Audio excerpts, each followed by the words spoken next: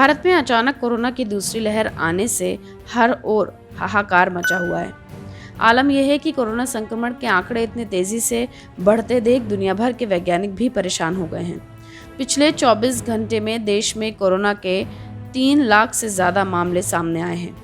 2100 से ज़्यादा लोग कोरोना संक्रमण की चपेट में आने से मारे गए हैं। इस समय देश में कोरोना के 22.91 लाख से ज़्यादा एक्टिव केस हैं, जबकि पूरे देश में कुल कोरोना केस 1.59 करोड़ से ज़्यादा हैं। जनवरी 2020 से शुरू हुए कोरोना वायरस की वजह से अब तक देश में 1.84 लाख से ज़्यादा लोगों की मौत हो चुकी है। इतनी तेज़ी से लगातार बढ़ रहे कोरोना की पहेली अब वैज्ञानिकों के भी समझ में नहीं आ रही है। रिपोर्ट्स के मुताबिक 1 महीने पहले ही एक डेटा जारी हुआ था, जिसमें कहा जा रहा था कि दिल्ली और चेन्नई जैसे शहरों में लोग संक्रमित हुए हैं, लेकिन अब कोरोना देश में खत्म होने की कगार पर है। पर यहाँ तो कहानी जैसे पलट ही गई। अब देश के शोधकर्ता ये पता करने की कोशिश कर रहे हैं कि आखिरकार अचानक से कोरोना के मामलों में इतनी तेजी कैसे आई। वहीं सबसे ज़्यादा दिक्कत देश में आए नए कोरोना वेरिएंट के आने से हुई है। साथ ही वैक्सीनेशन की प्रक्रिया भी काफ़ी धीमी है। यूरोपियन कंट्रीज जैसे फ्रांस, जर्मनी में ऐसी ही भयावह कोरोना लहर चल रही है।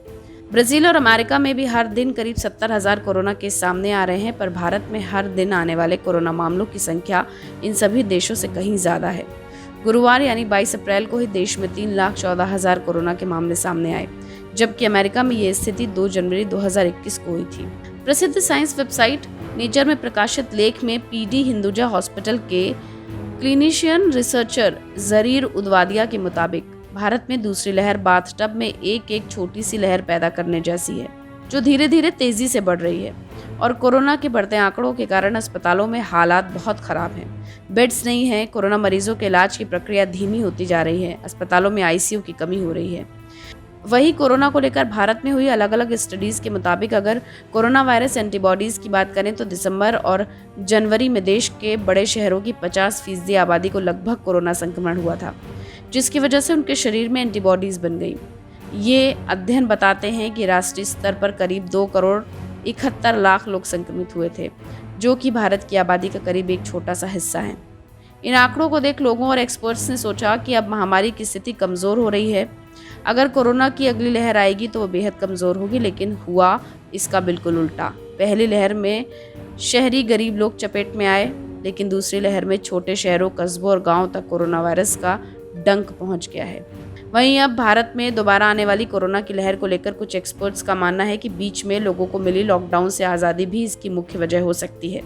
लोग एक दूसरे से मिलने लगे, कोरोना से बेखौफ होकर घूमने फिरने लगे, बाजार जाने लगे, मॉल खुल गए, इसलिए कोरोना वायरस अलग अलग लोगों से मिलकर म्यूटेट होने लगा। फिर म्यूटेटेड वायरस ने लोगों पर अटैक किया। देश में जनवरी 2021 में कोरोना वैक्सीनेशन प्रोग्राम की शुरुआत हुई।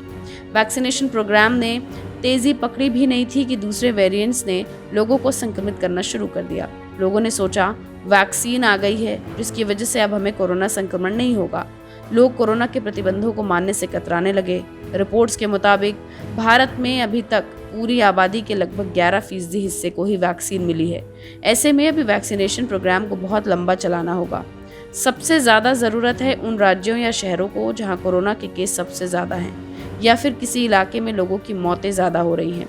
वैक्सीनेशन प्रोग्राम को लगातार बनाए रखने से लोगों को मौत से बचने का मौका मिलेगा, अन्यथा स्थिति बेहद गंभीर हो सकती है। हमारे वीडियो को लेकर आपकी क्या राय है, हमें कमेंट सेक्शन में ज़रूर बताएं। वीडियो को शेयर करें, लाइक करें। बाकी देश और दुनिया की तमाम खबरों के लिए सब्सक्राइब करें हमारा डिजिटल चैनल TV9 भारतवर्ष।